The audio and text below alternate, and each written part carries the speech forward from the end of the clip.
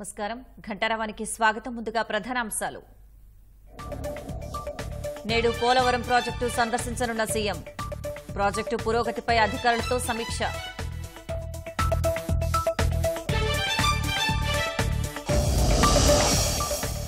విశాలమైన ప్యాలెస్లు, విశాలమైన వస్తువులు, 400 కోట్ల ప్రజాధనంతో రుషికొండలో జగన్కు ఇళ్లు.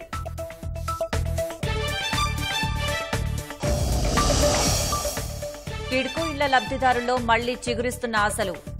తెలుగుదేశం అధికారంలోకి రావడంతో నెరవేరనున్న కల.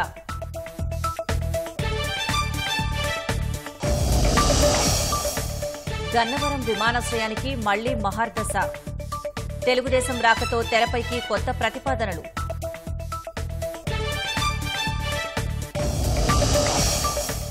డ్వాక్రా అక్కా చెల్లెబలకు జగన్ భారీ టోకరా.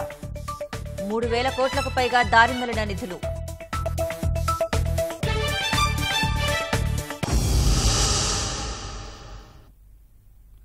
విశాఖలోని రుషికొండపై జగన్ రాజకోట రహస్యం బట్టబయలింది. పేదల ప్రతినిధిగా డప్పు కొట్టుకునే మాజీ సీఎం జగన్ పెత్తందారి భవంతులు కట్టుకోవడాన్ని చూసి జనం నిర్ఘాంతపోతున్నారు. 1,41,000కు పైగా చదరపు అడుగుల్లో ప్యాలెస్లను తలదన్నేలా ఉన్న ఆ నిర్మాణాల వెలుపల లోపల ఉన్న విలాసాలను చూస్తే కళ్లు తిరగాల్సిందే. పేదలకు సెంటు భూమి విదిల్చి ఆయన మాత్రం ప్రజాధనంతో రాజకోట నిర్మించుకున్నారు. ఈ విలాస జల్సా భవంతుల విషయం సర్వత్రా చర్చనీయాంశమైంది. అనుమనుమున పెత్తందారీ మనస్తత్వాన్ని పుణికిపుచ్చుకొని తండ్రి అధికారాన్ని అడ్డుపెట్టుకుని అక్రమాస్తులు సంపాదించారు. వాటితో ఊరూరా ప్యాలెస్లు నిర్మించుకున్న సంతృప్తి చెందని జగన్ 5 ఏళ్ల పాలనలో రాష్ట్రంలో విజయవంతంగా పూర్తి చేసిన ఏకైక ప్రాజెక్టు రుషికొండపై తన కోసం రాజభవనాల్ని తలపించేలా అత్యంత విలాసవంతమైన ప్యాలెస్లు మరిన్ని కట్టుకోవడం. రుషికొండపై భవనాల్ని ఈసారి ఆయన అక్రమాస్తుల డబ్బుతో కట్టలేదండోయ్. ఆ ఆస్తులన్నీ భద్రంగా దాచుకుని 100 కోట్ల రూపాయల ప్రజల సొమ్మును మంచినీళ్ళ ఖర్చు పెట్టేశారు. ఏకంగా 452 కోట్లతో విలాసవంతమైన నివాస, కార్యాలయ భవనాలు 7 బ్రహ్మాండంగా కట్టేశారు. వాటిలో ప్రత్యేకంగా నివాస భవనాలే 3 ఉన్నాయి. వాటిలో పడక గదులు 12, ప్రతి పడక గదిని అనుసంధానిస్తూ అత్యంత విలాసవంతమైన స్నానాల గదులు నిర్మించారు. ఆ స్నానాల గదుల్ని చూస్తేనే సామాన్యులకు కళ్లు తిరుగుతాయి. నా ఎస్సీ, నా ఎస్టీ, నా బీసీ, నా మైనార్టీ అంటూ వారిపై 5 ఏళ్లు తెగ ప్రేమ నటించిన జగన్ వారికి ఇళ్ల నిర్మాణానికి ఇచ్చింది సెంటు భూమి. దానిలో గరిష్టంగా 430 చదరపు అడుగుల ఇల్లు కట్టుకోగలరు. కానీ జగన్ బాత్రూం వైశాల్యమే 480 చదరపు అడుగులు. అంటే పేదల ఇల్లు జగన్ బాత్రూం అంత కూడా లేవన్నమాట.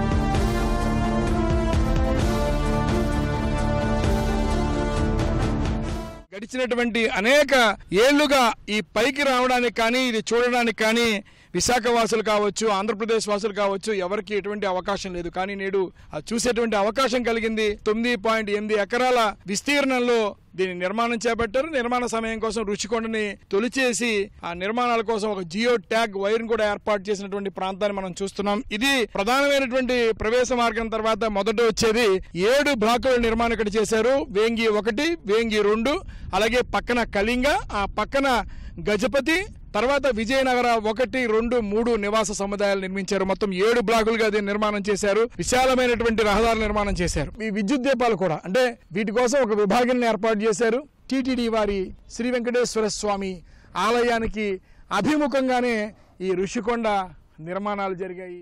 రుషికొండపై భవనాలకు 452 కోట్ల అంచనా వ్యయంలో ఇప్పటికే 407 కోట్లు ఖర్చు పెట్టేశారు. అవన్నీ సర్వ హంగులు, ఖరీదైన అంతర్గత అలంకరణలతో ఇప్పటికే సిద్ధమైపోయాయి. అత్యంత ఖరీదైన ఫర్నిచర్ కూడా చాలా వరకు తెచ్చేశారు. మళ్లీ తానే గెలుస్తానని, ముఖ్యమంత్రిగా 30 ఏళ్ల పాటు తానే ఉంటానని జగన్ కన్న కలలన్నీ కలలైపోయాయి. కానీ రాజధానిని విశాఖకు మార్చేసి రుషికొండపై కొలువు తీరాలనుకున్న జగన్ కుట్రపూరితంగా భారీ విధ్వంసానికి తెగపడ్డారు. రుషికొండపై గతంలో పర్యాటక శాఖ నిర్మించిన చక్కగా దృఢంగా ఉన్న భవనాల్ని కూలగొట్టారు. రీసార్టులు కడుతున్నామన్న పేరుతో సంబంధిత శాఖల నుంచి అనుమతులు తీసుకుని అక్కడ జగన్ నివాసానికి, సీఎం కార్యాలయానికి భవంతులు కట్టేశారు. అక్కడ సీఎం కోసం నివాస, కార్యాలయ భవనాల్ని కడుతున్నా అప్పటి మంత్రులు బొత్స సత్యనారాయణ, గుడివాడ అమర్నాథ్, రోజా అధికారులు మాత్రం అవి రీసార్టులేనని బుక్కాయిస్తూ వచ్చారు. చివరికి మరో నాటకానికి తెరతీశారు. వారి కోటరీలో కీలకంగా వ్యవహరించిన ఐఏఎస్ అధికారి శ్రీలక్ష్మితో ఒక కమిటీ వేసి రుషికొండపై భవనాలు ముఖ్యమంత్రికి నివాసానికి అనుకూలమని సిఫార్సు చేయించారు. ఆమె ఆధ్వర్యంలోని కమిటీ విశాఖలో అన్ని భవనాలు పరిశీలించిందని, చివరకు రుషికొండపై కట్టిన భవనాలే సీఎం నివాసానికి అనుకూలమని గుర్తించినట్టు పెద్ద డ్రామా పండించారు. వాటిలో కొన్ని మార్పులు చేస్తే సీఎం నివాసానికి, కార్యాలయానికి చక్కగా సరిపోతాయని ఆమెతో చెప్పించారు. అదంతా పెద్ద డ్రామా. వాటిలో ఏ మార్పులు చేయలేదు. నేరుగా వెళ్లి వాటిలో ఉండొచ్చు. కానీ వైకాపా వాళ్ళు ఒకటి తలిస్తే ప్రజలొకటి తలిచారు. ఈ ఎన్నికల్లో గట్టిగా బుద్ధి చెప్పి ఇంటికి సాగనంపారు.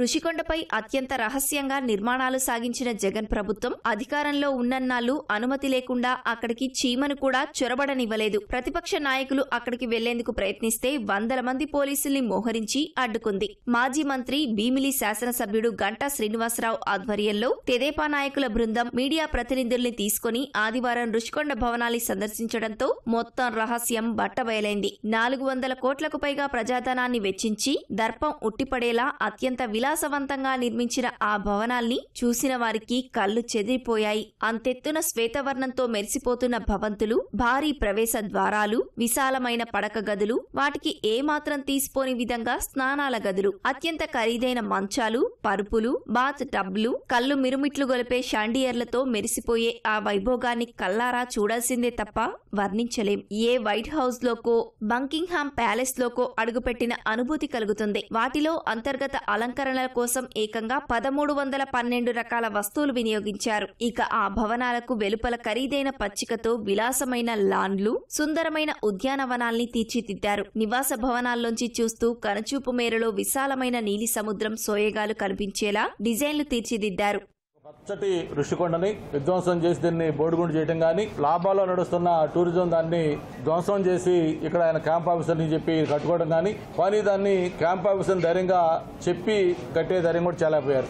ఆ రోజు ప్రజావేదిక కూల్చివేసినప్పుడు ఆయన చెప్పిన కారణం ఏంటో ఒకసారి మీరు గుర్తు చేసుకోండి. మరి ఆ రోజు అనుమతులు లేవని చెప్పిన దాన్ని కూల్చేస్తే మరి ఈ రోజు ఈ రాజమహల్కి ఏం అనుమతులు ఉన్నాయని ఒకసారి అందరూ ఆలోచించాల్సిన అవసరం ఉంది. గ్రీన్ ట్రిబ్యునల్ దగ్గర నుంచి అన్ని దీనికి అనుమతులు ఎక్కడా కూడా లేవని చెప్పి ఎన్నోసార్లు చెప్పారు. దాదాపు 500 కోట్ల రూపాయలు ప్రజాధనం వ్యయం చేసి ఒక్కొక్క హాల్ కానీ, లేకపోతే కింద మార్బుల్స్ కానీ, లేకపోతే శానిటరీ ఫిట్టింగ్స్ కానీ, ఫర్నిచర్ కానీ, దీన్ని ఈ విధంగా చేయటం ఒక జగన్మోహన్ రెడ్డి గారికి చెల్లింది. ఎంక్వైరీ అని కాదు, రేపు ముఖ్యమంత్రి గారి పర్యటన ఉంటుంది వైజాగ్. వచ్చినప్పుడు ఆయనతో చూపించిన తర్వాత నాట్ ఓన్లీ ఈ బిల్డింగ్, గత ప్రభుత్వంలో చేసిన అన్యాయాలు, అక్రమాలు, ప్రజా వ్యతిరేక నిర్ణయాలు అన్ని కూడా రివ్యూ చేయాల్సిన అవసరం ఉంది. రిషికొండపై టూరిజం రిసార్టు ముసుగులో జగన్ కోసం కుట్రపూరితంగా కట్టిన నివాస, కార్యాలయ భవనాలకు ప్రజాధనాన్ని యథేచ్ఛగా లెక్కలేని తనంతో ఖర్చు పెట్టేశారు. రుషికొండలో కడుతున్నది రిసార్టేనని వైకాపా నాయకులు చివరి వరకు బుకాయించారు. అది పర్యాటకుల కోసం కట్టినదైతే 7266 చదరపు మీటర్ల వైశాల్యం గల భారీ కార్యాలయ భవనాలు నిర్మించాల్సిన అవసరమేంటి? కళింగ బ్లాక్ లోని 2 భవనాలను కార్యాలయాల కోసమే నిర్మించారు. మొదటి అంతస్తు వరండాలో ఏర్పాటు చేసిన శాండ్లియర్ లో ఖరీదే 2 లక్షలని చెబుతున్నారు. అలాంటివి ఆ ఒక్క వరండాలోనే 10 వరకు ఉన్నాయి. భవనం మొత్తంలో చాలానే ఉన్నాయి. ముఖ్యమంత్రి కార్యాలయ ప్రధాన భవనంగా వినియోగించే ఈ భవనం కొన్ని వేల చదరపు అడుగుల విస్తీర్ణంలో ఉంది. పదుల సంఖ్యలో లిఫ్ట్లు, 300 నుంచి 500 మంది పట్టే ఓ భారీ సమావేశ మందిరం, అలాగే ఇంకో వైపున పెద్ద 200 మంది పైగా పట్టే ఒక హోమ్ థియేటర్ లాంటి భవనం, అవన్నీ కూడా పెద్ద హాలు సిద్ధంగా ఉన్నాయి. ఈ సమావేశ మందిరంలో దాదాపు 50 నుంచి 80 మంది చాలా విశాలంగా కూర్చునే అవకాశం ఉంటుంది. ఇక్కడ డిజిటల్ స్క్రీన్లు కానీ, అలాగే ఎవరైతే ప్రధానమైన వ్యక్తి ఉన్నారో వారు కూర్చోడానికి వీలుగా ఇక్కడ వారికి అనుగుణంగానేమో కస్టమైజ్డ్ డిజైనింగ్ ఇక్కడ జరిగింది.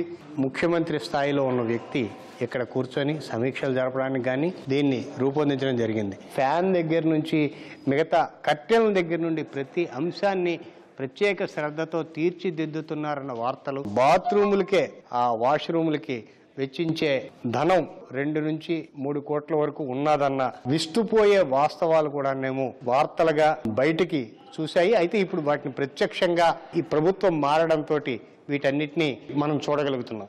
అంతర్గత అలంకరణ వస్తువులు, ఫర్నిచర్ కోసమే సుమారు 33 కోట్ల రూపాయలు వెచ్చించారు. రోడ్లు, కాలువలు, పార్కుల అభివృద్ధికి మరో 50 కోట్ల వరకు ఖర్చు చేశారు. 6 బయట సుందరమైన ల్యాండ్స్కేపింగ్ చేశారు. పార్కులో 2-3 రకాల నడక మార్గాలు ఏర్పాటు చేశారు. ఇది అసాధారణ రీతిలో నిర్మించిన భవనాలు, అలాగే ఇక్కడ ఏర్పాటు చేసిన ఫర్నిచర్ అంటే ఇది ఒక నివాసం కోసం ఏర్పాటు చేసినట్లుగా మనకి చాలా స్పష్టంగా కనిపిస్తోంది.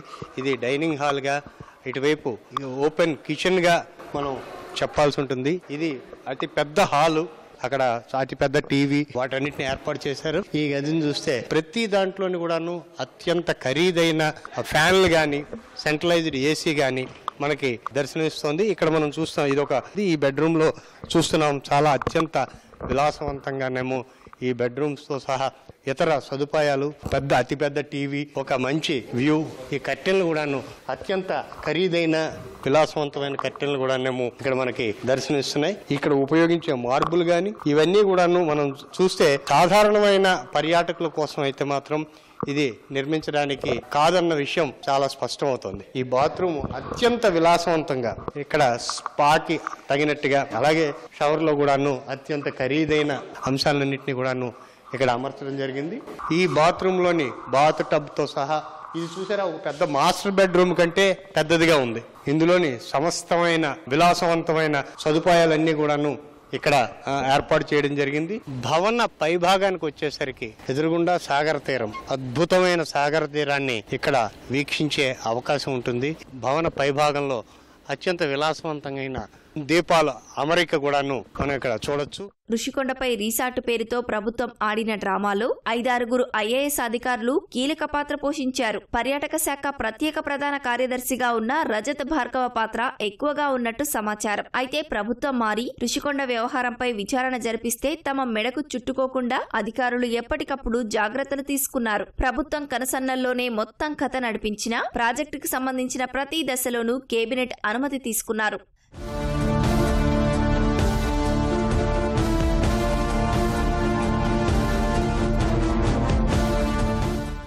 జగన్ కు ఇప్పటికే బెంగళూరు, హైదరాబాద్, పులివెందుల, తాడేపల్లి ఇలా ఊరూరా రాజభవనాల్ని తలదన్నే భవంతులున్నాయి. బెంగళూరు, హైదరాబాద్ వంటి చోట్ల జగన్ నిర్మించుకున్న ప్యాలెస్లు డొల్ల కంపెనీల పేరు మీద ఉన్నట్టు ఆరోపణలున్నాయి. హైదరాబాద్ లోని లోటస్ పాండ్ వద్ద 5,807 చదరపు గజాల్లో 88,458 చదరపు అడుగుల భవన నిర్మాణం కోసం 4 డొల్ల కంపెనీలు పుట్టించినట్టు ఈడీనే నిగ్గు తేల్చింది. ముఖ్యమంత్రి చంద్రబాబు ఇవాళ పోలవరం ప్రాజెక్టును సందర్శించనున్నారు. సీఎంగా బాధ్యతలు చేపట్టిన తర్వాత ఇదే తొలి జిల్లా పర్యటన కావడంతో ప్రాధాన్యం సంతరించుకుంది. 2014-2019లో సోమవారాన్ని పోలవరంగా పిలుస్తూ క్రమం తప్పకుండా పనుల పురోగతిని పర్యవేక్షించేవారు. అదే తరహాలో ఇప్పుడు సోమవారం రోజునే ప్రాజెక్టు సందర్శనను మొదలుపెట్టనున్నారు.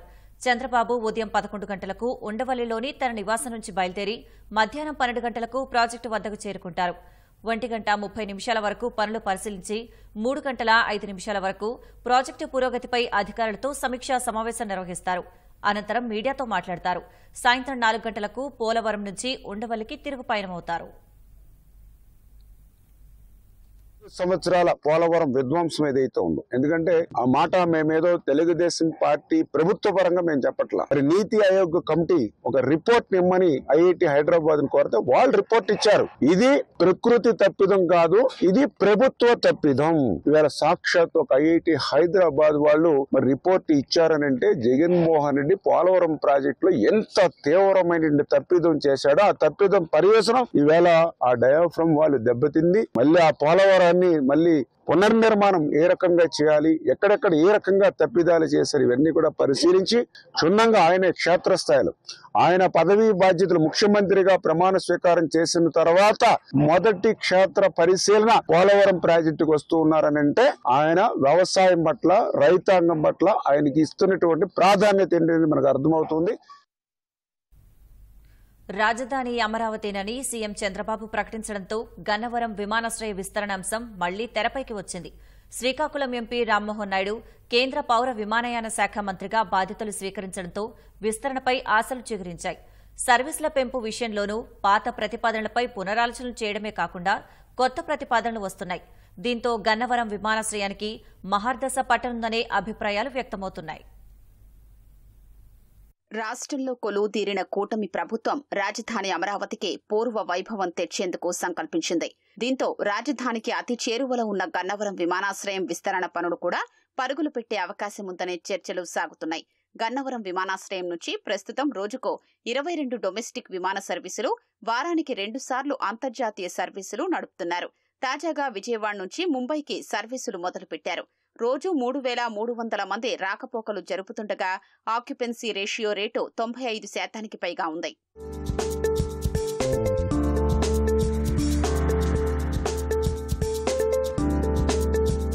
గన్నవరం నుంచి విశాఖ మీదుగా కోల్కతా వరకు, అలాగే వారణాసికి కొత్తగా సర్వీసులు ప్రతిపాదించారు. థాయిలాండ్, శ్రీలంక వెళ్లేందుకు ప్రతిపాదనలు చేస్తున్నారు.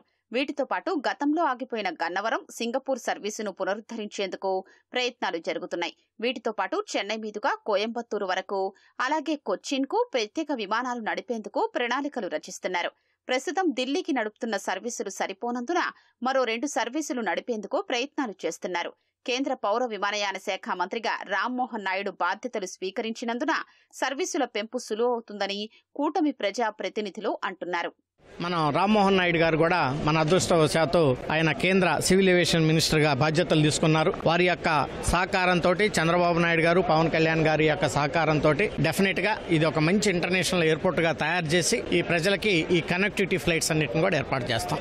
యాక్చువల్ గా ఈ కొత్త టెర్మినల్ ఏదైతే ఉందో ఎయిర్పోర్ట్ ఒక 2 సంవత్సరాల కిందటే అది కంప్లీట్ కావాల్సింది. కొన్ని కారణాల వల్ల అది డిలే అయింది. సో దాన్ని ఒక రివ్యూ తీసుకొని దాన్ని ఏ రకంగా త్వరితగతిన పూర్తి చేయాలో డెఫినెట్ గా రానున్నటువంటి కొద్ది రోజులను దాన్ని కంప్లీట్ చేయడానికి మేము ప్రయత్నం చేస్తాం. రేపు రాబోయే కాలంలో విజయవాడ ఎయిర్పోర్టు అద్భుతమైన అంతర్జాతీయ విమానాశ్రయంగా తీర్చిదిద్దుతాం. ఎంతో మంది వ్యక్తులు ఇక్కడి నుంచి అమెరికా, యూరోప్, అంతేకాకుండా ఏషియాలో చాలా మంది ఉన్నారు. ఇటువంటి సెంటర్ హబ్ గా మేము దీన్ని కృషి చేసి కేంద్ర ప్రభుత్వం దృష్టికి తీసుకొస్తాం. వెంటనే వారు సమీక్ష సమావేశం పెట్టబోతున్నారు. ఎయిర్పోర్ట్ మీద కొత్త టెర్మినల్ 8 నెలల్లో ప్రారంభించమని చంద్రబాబు నాయుడు గారు ఆదేశించారు. తప్పకుండా మేము అందరం కలిసికట్టుగా ఉండి 8 నెలల్లో కొత్త టెర్మినల్ ప్రారంభించి రాజధానికి తలమానికంగా ఉన్న ఈ విమానాశ్రయాన్ని అద్భుతంగా తీర్చిదిద్దబోతున్నాం. ప్రస్తుతం ఉన్న టెర్మినల్ వేలాది మంది ప్రయాణికులతో రద్దీగా ఉంటోంది.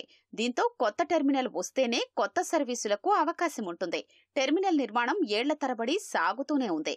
నిర్వాసితుల సమస్య కొలిక్కొచ్చిందని, టెర్మినల్ నిర్మాణ పనులు ఊపందుకుంటాయని విమానాశ్రయ డైరెక్టర్ లక్ష్మీకాంతరెడ్డి చెబుతున్నారు. నిర్వాసితుల సమస్య చిన్న సమస్యలే అనుకుంటాను. నాకు తెలిసినంత వరకు అది గవర్నమెంట్ చూసుకుంటుంది. వాళ్ళకి ఆల్టర్నేట్ సైట్స్ కూడా ఐడెంటిఫై చేయడం జరిగింది. దావాజీగూడెంలో కొన్ని ఇల్లు, బుద్ధవరంలో కొన్ని ఇల్లు వాళ్ళకు ఆల్టర్నేట్ సైట్ ఐడెంటిఫై చేసి R&R ప్యాకేజ్ కింద డెవలప్మెంట్ చేసి కూడా ఉంచారనుకుంటా. అప్రోచ్ రోడ్డు లేకపోవడం వల్ల షిఫ్ట్ అవ్వట్లేదు అని నాకు తెలిసింది. దాన్ని అది టేకప్ చేయాలని చెప్పి స్టేట్ గవర్నమెంట్ తో టేకప్ చేయమని చెప్తున్నాము. వాళ్ళు కూడా చేస్తామంటున్నారు. అది ఆ రోడ్డు కంప్లీట్ అయితే కనుక నిర్వాసితులు మంచి సౌకర్యాలతో వెళ్ళిపోతారు. కాబట్టి ప్రాబ్లం ఏం లేదండి, ఇక్కడ ల్యాండ్ ప్రాబ్లం ఏం లేదు. పెద్ద టెర్మినల్ వస్తే మనం సౌకర్యవంతంగా కొత్త ఫ్లైట్ వచ్చినా కూడా ఓకే అని చెప్పొచ్చు. ఇప్పుడు ఇదే టెర్మినల్ ఉందనుకోండి, రేపు పొద్దున మనకు ముంబైకి ఇంకొక ఫ్లైట్ లేదా ఇంకా ఢిల్లీకి 2 ఫ్లైట్లు స్టార్ట్ చేస్తామంటే ఒకేసారి కనుక 2 ఫ్లైట్లు వస్తే ఈ కెపాసిటీ తట్టుకోలేదు. కొత్త టెర్మినల్ వస్తే మనకు ఎక్కువ ఫ్లైట్ను అకామిడేట్ చేయడానికి అవకాశం ఉంటుంది. రాజధాని అమరావతి అభివృద్ధికి అవకాశం ఏర్పడడంతో వ్యాపార, వాణిజ్య రంగాలు, విదేశీ పెట్టుబడులు రావడానికి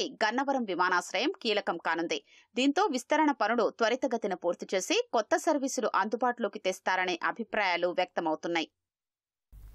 తాడేపల్లిలోని జగన్ ప్యాలెస్ ముందు ఆంక్షలు తొలగిపోయాయి. ఆయన ఇంటి ముందు ఉన్న 4 లేన్ల రహదారిని ప్రజలకు అందుబాటులోకి తీసుకొచ్చారు. దీనిపై వివరాలు మా ప్రతినిధి కృష్ణ ప్రత్యక్ష ప్రసారం ద్వారా అందిస్తారు. తాడేపల్లి ప్యాలెస్ వద్ద ముందు ఉన్న ఆంక్షలన్నీ తొలగిపోయాయి. ప్రస్తుతం ఇక్కడ మాజీ ముఖ్యమంత్రి జగన్మోహన్ రెడ్డి నివాసం ముందు ఏదైతే రహదారిని గత 5 ఏళ్లుగా దిగ్బంధించి ఉంచారో ఆ రహదారి సామాన్యుల రాకపోకల కోసం ఓపెన్ చేయడం జరిగింది. గత రాత్రే దీనికి సంబంధించిన ఆంక్షలన్నీ తొలగించడం జరిగింది. ప్రస్తుతం మనం చూస్తున్నాం ఇదే తాడేపల్లి ప్యాలెస్గా చెప్పుకునే మాజీ ముఖ్యమంత్రి జగన్మోహన్ రెడ్డి నివాసం యొక్క ప్రధాన ముఖద్వారం.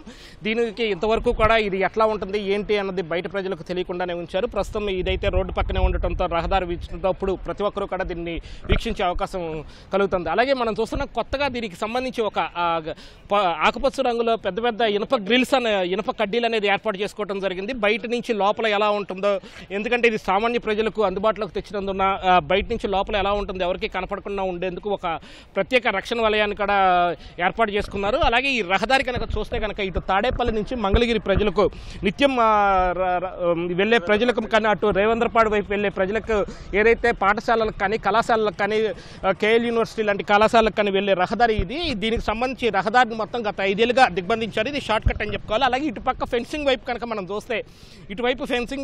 మనం చూస్తే ఇక్కడ ఒక కట్ట అనేది బకింగ్హామ్ కెనాల్కి సంబంధించి కట్ట ఉండేది. ఈ కట్ట మీద చాలా మంది పేదలు తమ గుడిసెలు వేసుకుని కానీ అలాగే గుడిసెలు వేసుకుని నివాసం ఉండే ఉన్నారు. వీళ్ళందరినీ బలవంతంగా ఖాళీ చేయించడంతో పాటు ఇది రహదారితో పాటు కట్ట మీద ఉన్న మార్గాన్ని కూడా పూర్తిగా దిగ్బంధం చేయించారు.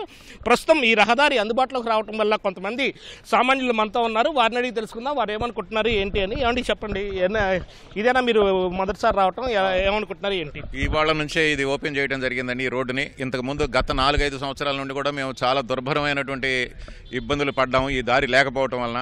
ఇది అంతకుముందు మాకున్నటువంటి రహదారిని మరి ఆక్రమణ అనాలో ఏమనాలో నాకు తెలియదు కానీ ఆక్రమించుకొని మాకు సామాన్య ప్రజలకు అందుబాటులో లేకుండా ఇదందటినీ ఆక్రమించి మాకు అందుబాటులో లేకుండా చేయడం జరిగింది.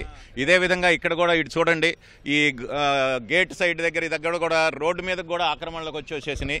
మరి సామాన్య ప్రజలు కనుక ఈ విధమైనటువంటి ఆక్రమణలు చేస్తే మరి ప్రభుత్వం వారు కానీ వీళ్ళు కానీ ఊరుకుంటారా అనేది కూడా మీరు ప్రజానీకం కానీ సమస్త జనులు ఆలోచించాల్సిన విషయం ఈ పరిస్థితుల్లో ఉంది. ఇప్పుడు ఈ రోజు నుండి ఇది రావటం వల్ల మాకు చాలా ఆనందకరమైన విషయం. ఈ ఏరియా ఉన్నటువంటి మేము నివసిస్తున్నటువంటి మా నివాసయోగ్యాల్లో ఉన్నటువంటి మా అందరికి కూడా చాలా ఉపయోగకరమైనది. ఈ రోజు నుండి మాకు బంధాల నుండి బయటపడి చాలా చక్కగా మేము ఈ రోడ్డును కూడా ఉపయోగించుకోవడానికి మాకు అవకాశం వచ్చింది. అదేవిధంగా యాక్చువల్లీ ఏంటంటే ఈ మార్గాన్ని కూడా మనకి నందమూరి తారక రామారావు గారు మా తెలుగుదేశం వ్యవస్థాపకుడు మన ఆంధ్ర ప్రజలకి తెలుగు జాతి ప్రజలకి ఆరాధ్య దైవుడైనటువంటి నందమూరి తారక రామారావు గారి పేరును పెట్టాలని కూడా మేము ప్రపోజ్ చేస్తున్నాము. అది కూడా ఉంటే మేము చాలా సంతోషిస్తాము. తర్వాత వారికి సంబంధించిన విగ్రహాన్ని కూడా ఏర్పాటు చేయడానికి మేము ముందుకొచ్చి మా సొంత డబ్బులతో కూడా చేయటానికి ఏర్పాటు చేయడానికి మేము ముందుకు వస్తున్నాము. ఇది కూడా ఏర్పాటు చేస్తే మన ప్రస్తుత గవర్నమెంట్ వారు దానికి సహకరించి మాకు ఏర్పాట్లు చేస్తే చాలా సంతోషంగా ఉంటుంది. ఈ సంతోషకరమైన సందర్భంలో మేము ఈ రోడ్డుని ఉపయోగించుకోవడం అనేది కూడా మాకు చాలా సంతోషకరమైన విషయం. అంటే మీరు చెప్పండి, గతంలో ఇక్కడ రోడ్డుకి చివర తెలుగు తల్లి విగ్రహం ఉండేది. అంటే ముఖ్యమంత్రి నివాసం కాబట్టి అది కూడా ఉండటానికి లేదంటూ తెలుగు తల్లి విగ్రహాన్ని కూడా తొలగించడం జరిగింది. అలాగే గత 5 ఏళ్ళు ఈ రోడ్డు లోపలికి ఎవరు రావాలన్నా సరే ముందస్తు గుర్తింపు కార్డులు ఉన్నతాధికారులు కానీ లేకపోతే సీనియర్ ఐఏఎస్లకు కూడా ముందస్తు గుర్తింపు కార్డులు పంపి వాళ్ళ ఫోటోలు కూడా పంపితేనే అనుమతి ఇచ్చేవారు. అలాంటి పరిస్థితుల నుంచి చూస్తే ఇప్పుడు ఎలా అనిపిస్తుంది మీకు? ఇప్పుడు ఇక్కడ మొత్తం జగన్ గారి ఇంటి ముందు 3 రోడ్లు ఉన్నాయి. 3 ఫ్రంట్ రోడ్డు వదిలేసుకున్నాడంటే సెక్యూరిటీ పాయింట్ ఆఫ్ వ్యూలో అండర్స్టాండ్ ఫ్రంట్ రోడ్డు. కానీ 1, 2, 3 రోడ్లు ఆ జగన్ రెడ్డి గారి ఇంటి పక్కకే అటుపక్క అపార్ట్మెంట్లు ఉన్నాయి, అటుపక్క అపార్ట్మెంట్లో ఇటుపక్క మీ నైబరం జగన్ గారికి మేము నైబర్స్. సో నైబర్స్ సీఎం మా పక్కన ఉన్నాడని మేము ప్రౌడ్గా ఉండాలి కదా. అలా కాదు, మా ఇంటికి వెళ్తే తాడు పెట్టి ఎక్కడికి వెళ్తున్నారు మీరు అని అడగలాడు. అక్కడ అడుగుతాడు, మా ఇంటికి వెళ్తున్నామని చెప్పాలి. నేను ఎన్నోసార్లు చెప్పా, ఒరే బాబు అపార్ట్మెంటు మీరు నెంబర్లు రాసుకోండి, నెంబర్లు రాసుకుని నెంబర్లో అక్కడ డిస్ప్లే అవగానే అపార్ట్మెంట్ వాళ్ళని పంపించండి. జగన్మోహన్ రెడ్డి గారి నైబర్స్ని మీరు ఆయన మాకైనా అమ్మేమేనండి, ఆయన అనేది కొనేమేనండి, పిచ్చి అసలు వేయొద్దని ఎన్నోసార్లు చెప్తే అదిగో ఆ రోడ్డు బాగు చేస్తున్నాం ఈ రోడ్డు బాగు చేస్తున్నాం అని మొత్తం ఇదంతా జాగీర్దారిగా చేసేసుకుని మళ్ళీ ఈ రోడ్లు వేసినన్ని పబ్లిక్ మనీయే. హలో, ఈ రోడ్లు అంతా పబ్లిక్ మనీయే.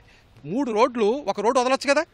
ఒక రోడ్డు వదిలితే ఆయన ఇంటి ముందు నుంచి ఎవరు వెళ్ళరు కదా. అప్పుడు సీఎంగా గౌరవం ఇవ్వాలి ఎవడైనా సరే. 3 రోడ్లు ఆక్యుపై చేసేసేయడం అది చాలా. అతను ఆక్యుపై చేసి ఇంటి మీద రోడ్డు ఆక్యుపై చేసి మళ్ళీ ఈ రకంగా గిల్లుస్ కట్టుకోవడం అతని యొక్క పిరికితనానికి చర్య. Is a act of cowardness. This ఎవడైనా సీఎం పబ్లిక్ సర్వెంటు ప్రజల యొక్క మన్ననలు పొందాలి. ప్రజల్ని అరెస్ట్ చేసేవాడు ఎప్పుడు భయపడితే వస్తాడు. ఆ భయం రిఫ్లెక్ట్ చేస్తుంది ఇతని యొక్క పనితనాన్ని. అది okay. This is the way we are the people are getting now happy to move this road. I'm very happy. Telugu తల్లి విగ్రహం అది గతంలో తెలుగు తల్లి విగ్రహం సెన్స్ బుద్ధి జ్ఞానం ఉన్నవాడు ఎవడైనా తెలుగు తల్లి విగ్రహం తీస్తారా?